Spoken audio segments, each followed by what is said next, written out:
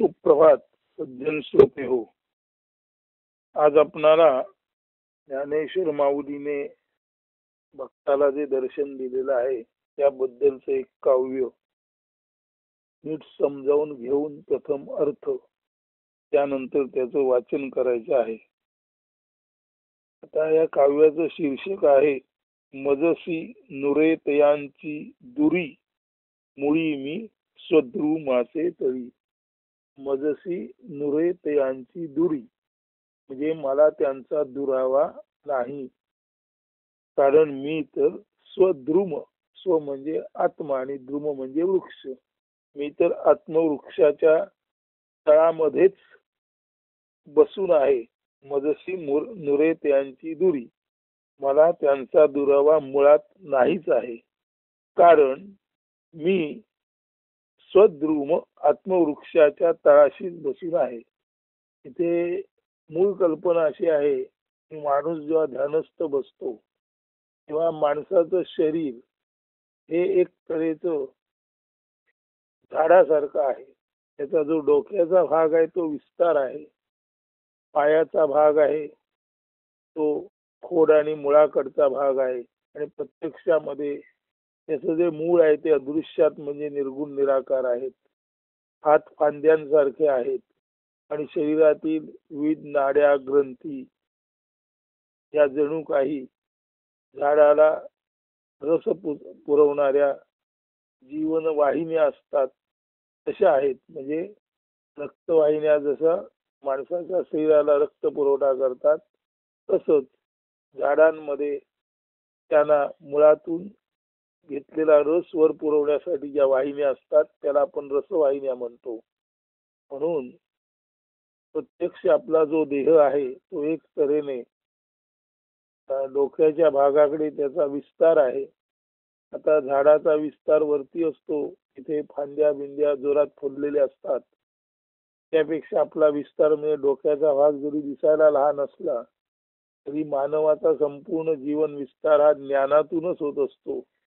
म्हणून डोक्याचा भाग हा खऱ्या अर्थाने देहरूपी वृक्षाचा, डोक्याचा भाग हाच खऱ्या अर्थाने ज्ञान वृक्षाचा किंवा ज्ञानाच्या किरणांचा प्रखर प्रभावित असा भाग आहे. शेवटी सर्व गोष्टी मेंदूच नियंत्रित करतो आणि मेंदू हाच तो देहवृक्षाचा अत्यंत वरचा उन्नत भाग आहे.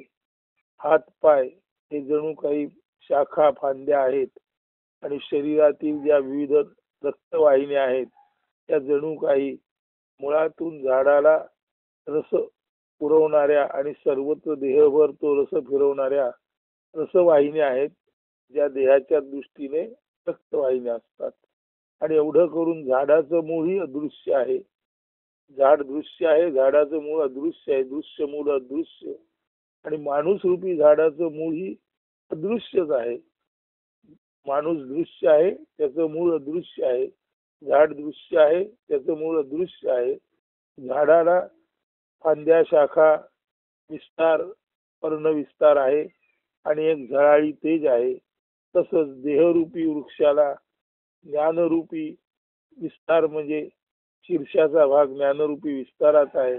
हात पाय हे फांद्यांसारखे आहेत आणि शरीरातील ज्या रक्तनाड्या आहेत त्या जणू काही झाडाला रस पुरवणाऱ्या रसवाहिन्या असतात तशा आहेत. अशा अर्थी दिसणारा निसर्गातील वृक्ष आणि माणसाचं शरीर हे दोन्ही एका वेगळ्या पातळीवर, देह हा सुद्धा वृक्ष आहे आणि वृक्ष हा सुद्धा देह आहे. म्हणजे माणसाचा देह हा माणसाच्या जागी देह वृक्ष आहे आणि वृक्षाचा देह हा सुद्धा वृक्ष देह आहे. इथे वृक्ष आणि माणूस यांची एक तुलना केलेली आहे आणि वृक्ष आणि माणूस यांचं मूळ निर्गुण निराकारात आहे.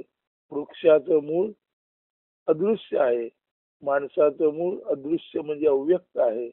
झाड आणि माणूस यातील साम्य इथे दाखवलेलं आहे. आणि जेव्हा माणूस ध्यानाला बसतो तेव्हा तो आपल्याच स्वद्रुम, आपल्याच शरीर रूपी झाडाशी शांत निवांत बसून असतो.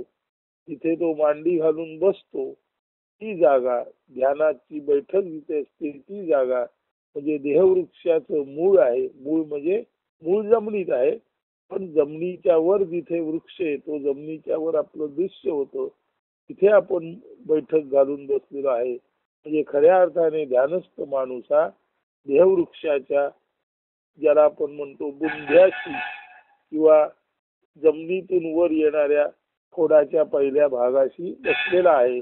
आणि तिथून पुढे त्याच्या शरीरातील ज्या रक्तवाहिन्या आहेत त्या त्याला संपूर्ण जीवनरस पुरवत आहेत. तो जीवनरस हातपाय रूपी फांद्यांना पुरवला जात आहे. आणि तोच जीवनरस मेंदूतील अनेकानेक ज्या पेशी आहेत, ज्या पेशींमध्ये चैतन्य आहे, ज्या पेशींमध्ये ज्ञान आहे, ज्या पेशींमध्ये प्रतिभा आहे, अशा त्या शीर्षाला, माणसाच्या मस्तकाला आपण खऱ्या अर्थाने देहवृक्षाचा टॉप म्हणजे देहवृक्षाचा कळस म्हटलेला आहे. तर देहवृक्षाच्या मुळाशी बसलेला ध्यानस्थ माणूस आहे. आणि हा आपल्याच देहवृक्षाच्या मुळाशी बसलेला ध्यानस्थ माणूस जेव्हा चिंतनात असतो तेव्हा तो अंतर्मुख असतो आणि आतून त्याची दृष्टी अदृश्य दृश्य मूल आहे, म्हणजे आपलं जिथून अव्यक्तातून येतो तिथे लागलेली असते. आणि अशा तऱ्हेने ध्यानस्थ समाधीत बसलेला हा जो नारायण आहे त्याच्या लक्षात येते की आपलं जे दृश्य मूल दृश्य आहे त्या निर्गुण निराकाराकडे दृष्टी लावून आपण बैठक घालून बसलेलो आहोत. आणि निर्गुण निराकाराचं मूळ अव्यक्तात आहे अर्थातच. आणि त्याचं जे खोड आहे ते हे देहवृक्ष म्हणजे व्यक्तात आहे. म्हणजे व्यक्तामध्ये देहरूपी वृक्ष आहे आणि अव्यक्तामध्ये देहवृक्षाची मुळे लपलेली आहेत. म्हणून अव्यक्तातील लपलेल्या मुळांचा विचार करता करता ध्यानस्थ बसलेला हा नारायण आपल्या मुळाशी बसून आहे. मुळाशी बसून आहे. त्याचं मूळ प्रत्येक सगुण साकाराचं मूळ निर्गुण निराकारात असतं. तसंच त्याचं मूळ निर्गुण निराकारात आहे. निर्गुण निराकाराचं ध्यान करता करता त्या निर्गुण निराकारातूनच त्याला जी ऊर्जा मिळते ती त्याला बैठकीतून वर सरकत सरकत त्याच्या हातापायाला म्हणजे शरीर रूपी फांद्याला ती ऊर्जा मिळते. आणि मेंदू रूपी, ज्याला आपण म्हणतो मेंदू म्हणजे काय, मेंदू याचा अर्थ माणसाचं शीर्षस्थान. मेंदू हाच खऱ्या अर्थाने माणसाने जन्माला येताना आपल्या बरोबर आणलेला ज्ञानरूपी मुकुट आहे. तेव्हा आपण फेटा घालू नका, टोपी घालू नका. टोपी पडली, फेटा पडला, मंदिर पडला की आपण म्हणतो आपली इज्जत गेली.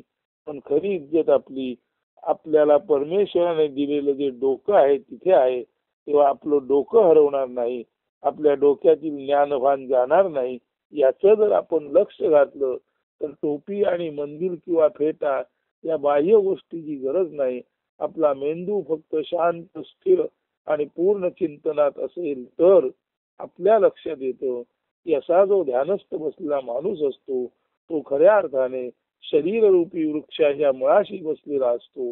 आणि त्या शरीररूपी वृक्षातच रक्तवाहिन्या रूपी रसवाहिन्या ज्या आहेत त्या वाहिन्या त्याच्या हातापायाला म्हणजे जणू काही फांद्याना आणि खोडाला रस पुरवतात. तिथून तो रस त्याच्या मेंदूपर्यंत म्हणजे त्याचा जो ज्ञान निधान आहे, ज्ञानाचा साठा आहे, त्या महत्वाच्या त्याच्या शिखराकडे. मेंदू हा काय आहे, माणसाचा शिखराचा भाग आहे. म्हणून मेंदूला शीर्ष म्हणतात. शीर्ष, याचं शीर्ष स्थिर, याचं डोकं स्थिर, त्याची बुद्धी स्थिर, त्याचं ज्ञान स्थिर, त्याचं ज्ञान सत्य आणि पक्क.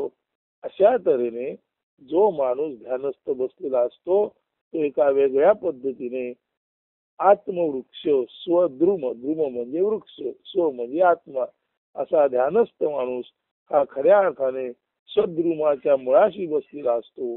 आणि अव्यक्ताचा शोध घेता घेता त्याला अचानक लक्षात येतं की आपल्या डोक्यावर ती जी शांत निवांत कृपाछत्र धारण केल्यासारखी एक अद्भुत किमया आपल्या डोक्याभोवती नांदत आहे, किंवा आपल्या डोक्यावर कोणीतरी कृपाछत्र धरलेलं आहे. ते दुसरं दिसतो कोणी नव्हून खुद्द ज्ञानेश्वर माऊलीनीच आपल्यावर एक कृपाछत्र धरलेलं आहे. म्हणून ज्ञान समाधीत जो मग्न असतो त्याच्यावर ज्ञानेश्वर माऊली कृपाछत्र धरतात. ते लक्षात आल्या आल्या ते ज्ञानेश्वर माऊलीच अशा ज्ञानी माणसाच्या समाधी अवस्थेत येतात आणि समाधी अवस्थेतच ते त्याला विचारतात, बाळा तुला काय हवे आहे? तेव्हा तो ध्यानामध्ये बसलेला नारायण म्हणतो, ज्ञानाई माऊली मला केवळ आणि केवळ तुमचं कायम तऱ्हेचं सान्निध्य हवं आहे. परंतु ज्ञानेश्वर म्हणतात, अरे जेव्हा मी तुझ्यावर कृपावृष्टी करायला आलो तेव्हा भगवंत विष्णूने मला सांगितलं आहे की तुझा जो भक्त आहे तुझ्यासाठी जो आतुर आहे त्याच्याकडे तू लवकर जा आणि त्याला काय पाहिजे ते दे आणि मग मात्र तुझे जास्त थांबू नकोस. कारण भगवान विष्णूला सुद्धा ज्ञानेश्वरांचा सहवास दूर होणं आवडत नाही. म्हणून ते विष्णू ज्ञानेश्वराला म्हणतात, जा जा लगबगीने जा, तुझ्या भक्ताला काय पाहिजे ते दे आणि परत माझ्याकडे लगेच निघून ये. तुझा सहवास मला फार काळ टाळता येणार नाही. तुझ्या वाचून मी कासावीस होतो. आता असं विष्णूने सांगितल्यामुळे ज्ञानेश्वर या भक्ताकडे आले आणि म्हणाले, भगवंतानी मला सांगितलेलं आहे की भक्ता तुला काय पाहिजे ते माग आणि ते तुझं मागणं मी पूर्ण करून लगेच विष्णूकडे जाणार आहे, कारण विष्णूंची मला तशी आज्ञा आहे. आता भक्ताच्या लक्षात येतं की आपल्याला तर कायमच ज्ञानेश्वरांचं साहचर्य हवं आहे. म्हणून भक्त म्हणतो, हरकत नाही ज्ञानदेव महाराज, तुम्ही जोपर्यंत मी ज्ञान समाधीत आहे तोपर्यंत तुम्ही माझ्यापासून दूर जाऊ नका. आणि जर ज्ञान समाधीत मी प्रदीर्घ काळ असेल आणि तुम्हाला आणि विष्णूला एकमेकांचा सहवास हवा असेल तर जोपर्यंत मी ज्ञान समाधीत आहे तोपर्यंत तुम्ही इथे राहा आणि वाटल्यास भगवान विष्णूलाही तुमच्या समोर बोलवा. आता ज्ञानेश्वर माऊलींच्या लक्षात आलं की भक्ताने आपल्याला शब्दात पकडून खुद्द भगवान विष्णू आणि ज्ञानेश्वर या दोघांनाच आपल्या समोर कायम बसून राहण्याबद्दल अपेक्षा व्यक्त केली आहे आणि तोच वर मागितला आहे. आणि आपण दिलेला वर आपल्याला मोडता येत नाही लक्षात आल्यानंतर ज्ञानेश्वर माऊलीने एक सूचक स्मित केलं आणि ते म्हणतात, भक्ता माझ्या लक्षात आलं की तुझा आणि माझा संबंध तर अनंत काळचा आहे. तूच खरा माझा सखा सोबती नातेवाईक आहेस, सगळा सोयरा आहेस. असं असताना तुला दिलेला वर मी निश्चितच पुरा करीन. आणि त्या दिवसापासून भगवान विष्णू आणि ज्ञानेश्वर या ध्यानस्थ नारायणासमोर कायम बसून आहेत आणि ज्ञानेश्वरांचं साहचर्य मागता मागता अनायसे भगवान विष्णूचं किंवा परब्रह्माचंही साहचर्य ज्ञानेश्वर कृपेने या भक्ताला या नारायणाला प्राप्त झालेलं आहे. आणि आता नारायणासमोर भगवान विष्णू आणि ज्ञानेश्वर कायमस्वरूपी आहेत आणि त्यांच्या ध्यान चिंतनातच कायमस्वरूपी आत्मवृक्षाच्या तळाशी बसून हा नारायण असल्यामुळे त्या नारायणाला भगवान विष्णू आणि ज्ञानेश्वर यांचा दुरावा सहन करावाच लागत नाही. नारायण आणि त्याच्या समोर भगवान विष्णू आणि ज्ञानेश्वर, ज्ञानेश्वर आणि भगवान विष्णू आणि त्यांच्या सन्मुख हा भक्त नारायण असं हे अद्भुत अलौकिक दृश्य प्रत्यक्ष साक्षात्कार रूपे ज्ञानेश्वर माऊलीने या भक्ताला कायमस्वरूपी प्राप्त करून दिलेलं आहे. आणि त्याच काव्याचं हे शीर्षक आहे, मजसी नुरे तयांची दुरी मुळी मी सद्रू माझे तळी. मी मुळातच आत्मवृक्षाच्या तळाशी बसलो असल्यामुळे मला त्यांची दुरी नाही. म्हणजे ज्ञानेश्वर माऊली आणि विष्णू या दोघांचा दुरावा मला नाही. माझे समोरच ज्ञानेश्वर माऊली आणि विष्णू आहेत आणि ज्ञानेश्वर माऊली आणि विष्णू यांचे सन्मुख मी आहे. जसा बिंब प्रतिबिंब न्याय असतो तसा आरशासमोर आपण असावे आणि आपणासमोर आरसा असावा, तसे या नारायणासमोर ब्रह्मरूपी नारायण आहे आणि या नारायणासमोर ज्ञानेश्वर माऊली आहे. म्हणजे नारायण हा जर आरसा मानला तर त्याच्या समोर बरोबर भगवान विष्णू आणि ज्ञानेश्वर आहेत आणि ज्ञानेश्वर आणि विष्णू हे जर आरसा मानले तर बरोबर त्या आरशासमोर नारायणाचं प्रतिबिंब आहे. म्हणून नारायण आणि भगवान विष्णू आणि ज्ञानेश्वर, म्हणून भगवान विष्णू आणि ज्ञानेश्वर आणि सन्मुख नारायण हा एक तऱ्हेचा बिंब प्रतिबिंबाचा न्याय आहे.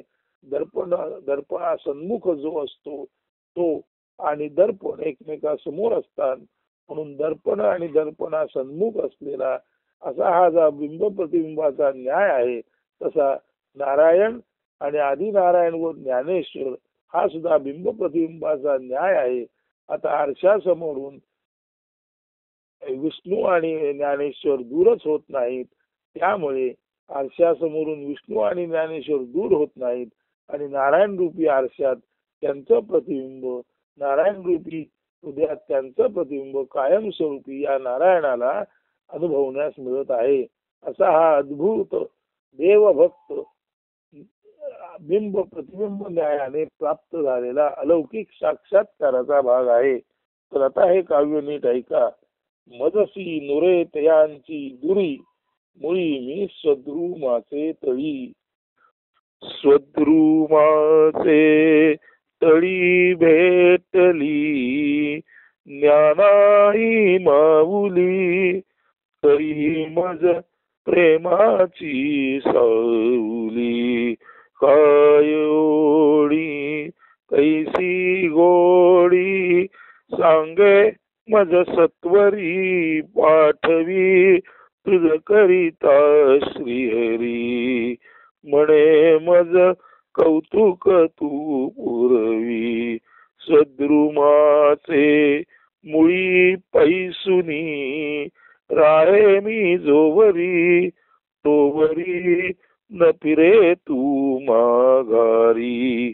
बोलवी श्रीहरी तुझ शेजारी.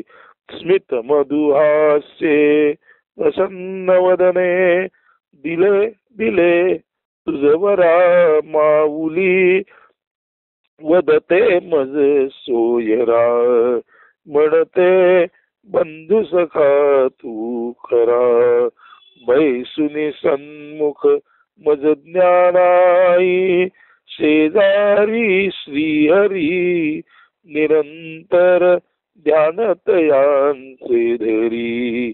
मजसी नुरेतयांची दुरी, मुळी मी स्वद्रुमाचे तळी. स्वद्रुमाचे तळी भेटली, ज्ञानाई माऊली, करी मज प्रेमाची सावली. आता पुस्तकात जो स्पष्ट गद्य अर्थ लिहिलाय तो एकदा वाचतो आणि हे निरूपण संपवतो. या काव्यात संत श्री ज्ञानेश्वर माऊलींचे दर्शन आहे. ध्यान चिंतन मग्न भक्ताला अत्यंत हळुवार शीतल प्रेम सावली आपल्यावर कोणी खास कृपाळू होऊन धरली आहे असे जाणवते. क्षणात ज्ञानाईनेच हे कृपाछत्र धरल्याचंही त्याला आंतरिक जाणीवेने ध्यानात येते. बस हे ज्ञान इतके अचूक असते की प्रत्यक्ष ज्ञानोबा माऊली म्हणतात, हे माझ्या परमवक्ता, अन्यथा तू मला ओळखले आहेसच, मी तुझ्यावर कृपा सावली केल्याचे तू जाणले आहेसच. मग आता विना विलंब तुझे मागणे, तुझी इच्छा प्रकट कर. दस्तूर खुद्द श्रीहरी विष्णूनेच तुला इच्छित वरदान देऊन मी त्वरेने माघारी त्याचे जवळ यावे अशी आज्ञा मला केली आहे. तेव्हा हा ज्ञानी भक्त ज्ञानाईला सांगतो की म्हणजे ज्ञानेश्वर माऊलीला सांगतो की जोपर्यंत तो म्हणजे हा भक्त स्वद्रुमाखाली आत्मवृक्षाखाली ध्यानमग्नतेने ईशानुसंधानात म्हणजे ईश्वरी संधानात उन्मनी भावे बसला आहे, तोपर्यंत ज्ञानाईने माघारी न फिरता श्री विष्णूंनाही त्यांचे जवळ बोलावून घ्यावे की ज्या योगे श्री हरीला ज्ञानाईंचा विरह सहन करावा लागणार नाही. भक्ताची धूर्तता ज्ञानपूर्ण हुशारी माऊलींच्या ध्यानात येते. त्यांना जाणवते की भक्त ध्यान चिंतनातून कधी बाहेरच येणार नाही. परिणामता श्रीहरी आणि ज्ञानेश्वर माऊली सतत भक्त सन्मुखच राहणं असा हा वर मागितलेला आहे. आता ज्ञानेश्वर माऊली भक्ताला सांगतात की दिले दिले तुझ वरा आणि हा भक्त आपलाच सगळा सोयरा सुहृद असल्याचंही मान्य करतात. आता हा भक्त कायमस्वरूपी सद्रुमाचे म्हणजे आत्मवृक्षाचे तळी किंवा मुळाशी ध्यानमग्न चिंतन मग्न असल्याने चिरंतन ज्ञानाई आणि श्रीहरीच्या दर्शनाचा लाभ घेत आहे. त्याला त्यांचा म्हणजे श्रीहरी विष्णूचा आणि ज्ञानेश्वर माऊलींचा दुरावा मुळी सहनच करावा लागत नाही. कारण खरं तर तो आत्मवृक्षाच्या तळाशीच केवळ आणि केवळ ब्रह्मचिंतनात मग्न आहे. असतो असं आपणाला राहता येतं का? आणि कायमस्वरूपी ब्रह्मानंद घेता येतो का? कायमस्वरूपी श्री विष्णू आणि ज्ञानेश्वर माऊलींचा साक्षात्कार कृपा प्रसाद आपल्याला मिळतो का? याकडे जर श्रोत्यांपैकी सर्वांनीच अन्यथा काही फार तळमळीच्या लोकांनी जरी लक्ष दिलं तरी शक्यता अशी राहते की या नारायणासारखीच कृपा दृष्टी महाविष्णूंची आणि ज्ञानेश्वर माऊलींची तुम्हालाही प्राप्त होऊ शकेल. चिंतनात राहा, प्रयत्न सोडू नका, सर्वोच्च गोष्टीचाच ध्यास ठेवा. त्यापेक्षा कोणत्याही लहान गोष्टीचा ध्यास धरणे हा गुन्हा आहे, प्रमाद आहे. लक्षात ठेवा, aim high low aim is crime. अत्युच्च गोष्टीचं ध्येय धरणं हाच खरा मानवी जीवनाचा, हाच खरा ज्ञानाचा हेतू असू शकतो. लहान लहान गोष्टींसाठी झटणं झगडणं हे मात्र निश्चितच कमी प्रतीचं आहे. हे मात्र निश्चितच मानवाला जर आपण ज्ञानी म्हणत असू तर त्याच्या ज्ञानाचं द्योतक नाही, हा त्याच्या ज्ञानाचा पराभव आहे. म्हणून अत्युच्च ध्येय धरा.